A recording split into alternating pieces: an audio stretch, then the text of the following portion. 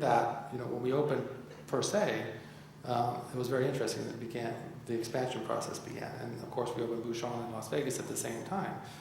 And it was a 2.5-year, almost 3-year planning to open per se. And I don't know if any of you know the story where for 2.5 years or close to 3 years, I really didn't know what I was going to do. I didn't know how I was going to operate French laundry, because the expectations for that restaurant are really great. I mean, people come with very high expectations. I'm sure all of you who would come to my restaurant would come with very high expectations. Of course, today in today's climate, when a chef, high-profile chef, does something, the press is right there to watch it, and because therein lies, a danger as well, is that if I keep the French, how am I going to keep the French laundry going and go to New York and open per se without somebody saying, well, there's Keller stretching himself too thin. What's that about? And it was extraordinary because for 2.5 years I thought about this and trying to figure out how I was going to do it. And there was a woman that was observing at the French laundry for quite some time, a couple of years. She wrote her thesis on the organization and the philosophy of the French laundry. She got her third doctorate degree. We were sitting in my garden, and we became really close. And she said, Thomas, it's simple. Just close the restaurant. You can do it. And it was, you think about that, it's just genius. It says, yeah, let's just close the French laundry. We'll all move to New York. And that's exactly what we did. We closed the restaurant for 5 months, which took away any threat from people's expectations, whether they were guests or media coming to the restaurant and saying, well, Keller's not there, it's not as good. But it also gave me the ability to take, some of the staff who were key in different departments and actually have them come to New York to inoculate the new team that we hired there. It was an amazing opening. Of course, it cost my partners at French Laundry about $4 million, but it's only money at the end of the day. It's only money, and they understood the reason, and it was a very good reason, that we wanted to make sure that we had given per se every opportunity to be successful, and that we didn't create a threat for the French Laundry, and it worked out perfectly. The foundation that was established at per se in that winter of 2004 with the 36 people that had come from the French Laundry to inoculate that new team, as well as all the people all the individuals that we had trained at French Laundry to actually live in New York, was just extraordinary. And I think today, I know today, that's why per se had gotten off to such a great start, was because the focus, the energy, the commitment we made at that restaurant, both in personnel and as well as in dollars. But back to the point, I think. What was the point now? Yeah, I'm sorry. Am I getting off point? No. Okay. But the point is I don't know what the question was. Oh, the question was either. I know. We're embarrassing ourselves.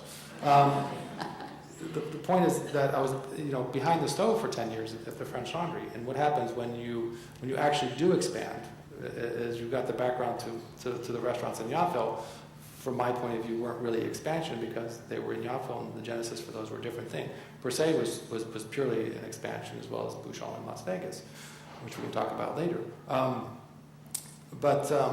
Is that your biggest challenge? Like, you've been in the business a long time prior to French Laundry. Like, Yeah. opening per se, would that have been one of your biggest challenges? It was a huge challenge. Yeah, the detail into that restaurant. We had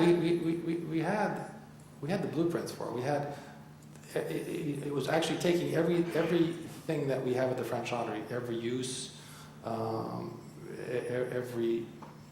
everything that we use at the French Laundry, and just transporting it to per se, and defining those spaces at per se for the same uses that we have at French Laundry. In French Laundry, you all think it's a small restaurant, right?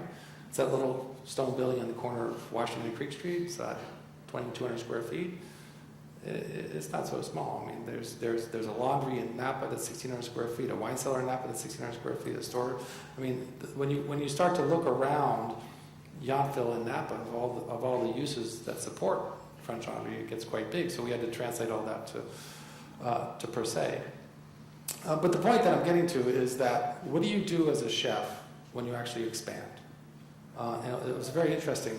I had laid the groundwork, laid the foundation, of course, with dozens of people who had helped to get per se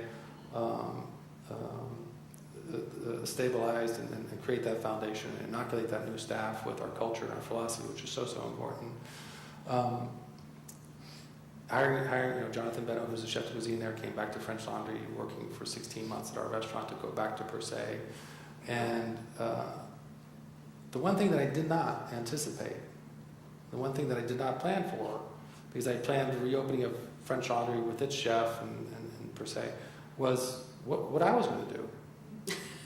I mean, I kind of left myself out of the equation because now I had a chef de cuisine in French Laundry and I had a chef de cuisine in Per Se. Because I'm now expected to go back and forth between the two, and my life changed enormously. Now, I'm not sure if it's changed for the better. Are you used to it? Yeah, I mean, you've got, does that give you more free time? It's very strange. It's uncomfortable. Like I said in the beginning, where I find my comfort is next to the stove. Going in the kitchen is warm. You're surrounded by a group of people who have a common goal and a common vision. And now I don't have that structure. I don't have those rituals and repetition that I had all my life. I'm sitting here in front of 400 people talking about, telling you these stories and these challenges that you face or that I face as a chef, and trying to somehow come to grips with that. Realizing at 50 years old that I had put myself out of a job, out of the job that I worked all my life to get. And it's a funny thing, but it's a positive thing as well, because that, and some of who are a little more mature, and certainly the youngsters will know sooner or later, it's a real physical job.